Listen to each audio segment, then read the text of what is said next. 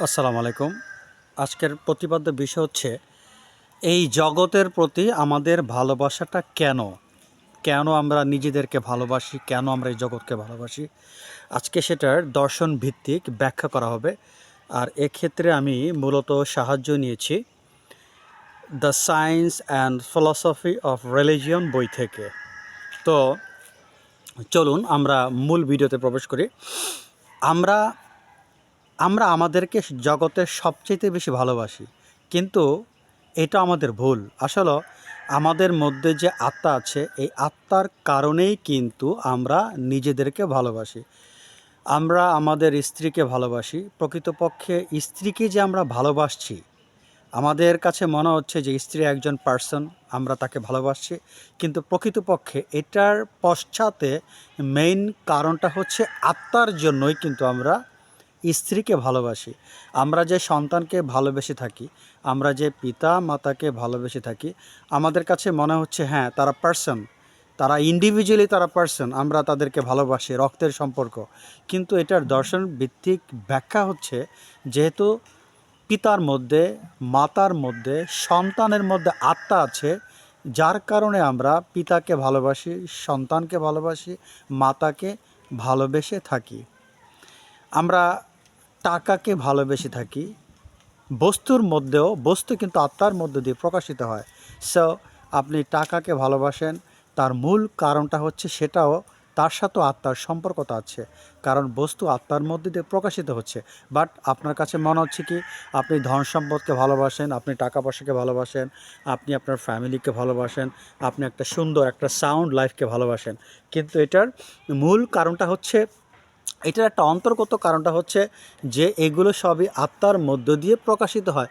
বিধায় আমরা এই জগৎকে ভালোবাসি, সম্পদকে ভালোবাসি, টাকা পয়সাকে ভালোবাসি, ইত্যাদি ইত্যাদি আমরা বলতে পারি। এখন বিষয়টা হচ্ছে, কেউ যদি কোনো ব্যক্তিকে ভালোবাসে, কোনো বস্তুকে ভালোবাসে, সেটা অ্যাকচুয়ালি ব্যক্তি বা বস্তুকে ভালোবাসা নয়, তার মধ্যে আত্মা আছে, যার ধরুন আমরা ওই ব্যক্তি বা বস্তুকে ভালোবেসে থাকি।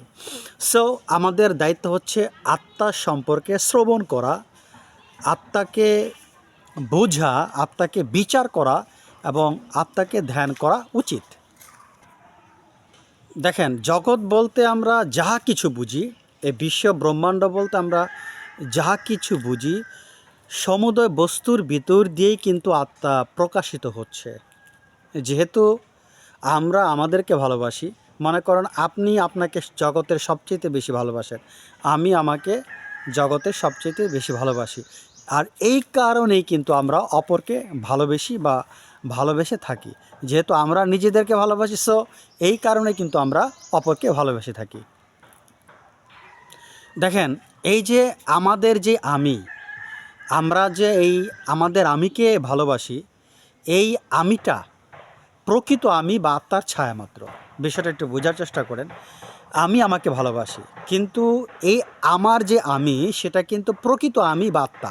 প্রকৃত আমি বলতে কিন্তু আত্মাকে বোঝায়, এটা একটু বুঝতে হবে। প্রকৃত আমি বলতে কিন্তু আত্মাকে বোঝায়। তো আমি যে আমাকে ভালোবাসি, সেটা কিন্তু প্রকৃত আমি বা আত্মাকে ভালোবাসি, বিদায় আমি আমাকে ভালোবাসি।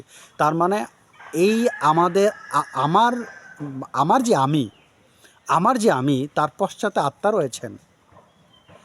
তো আমরা যখন এই আত্মাটাকে ইন্ডিভিজুয়ালি যখন ব্যক্তি আরোপ করি, যেহেতু আপনারা জানেন বিশ্ব আত্মা, এই বিশ্ব আত্মার প্রতি যখন আপনি ব্যক্তি আরোপ করেন, আমি, যেমন কামাল কামাল বলল, জামাল নিজেকে আমি জামাল বলল, এই বিশ্ব আত্মার প্রতি যখন মানুষ ব্যক্তিগত ব্যক্তি আরোপ করে, একটা ইন্ডিভিজুয়াল টার্ম ব্যবহার করে, আর সেটাকে তখন সেটাকে কিন্তু অন্যায় বলা হয়েছে।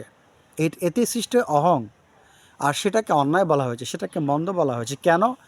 এই বিশ্ব আত্মার প্রতি আমাদের যে ভালোবাসা, যখন সেটাকে আমরা সসীম করে ফেলি, যখন সেটাকে আমরা লিমিটেড করে ফেলি, তখনই কিন্তু শুরু হয়ে যায় স্বার্থপরতা। বিশ্ব আত্মার প্রতি আমাদের ভালোবাসা আছে, কিন্তু আমরা সেটাকে তখন একটা ক্ষোভ ক্ষোভ আকারে আমি এইভাবে যখন এটাকে পার্সনিফাই করে ফেলি, ছোট করে ফেলি, তখনই কিন্তু শুরু হয় আমাদের স্বার্থপরতা। তার মানে বিশ্ব আত্মার প্রতি ভালোবাসা অন্যায় নয়। যখন আপনি তার উপরে একটা ইন্ডিভিজুয়াল আরোপ করছেন, ব্যক্তি আরোপ করে যখন তাকে আপনি ক্ষুদ্র করে ফেলছেন, তখনই আপনার শুরু হচ্ছে স্বার্থপরতা। তাই আমরা বলতে পারি যখনই কেহ কোনো কিছুকে ভালোবাসবে সেটা আত্মার অন্তর্গত হিসেবেই তাকে ভালোবাসতে হবে।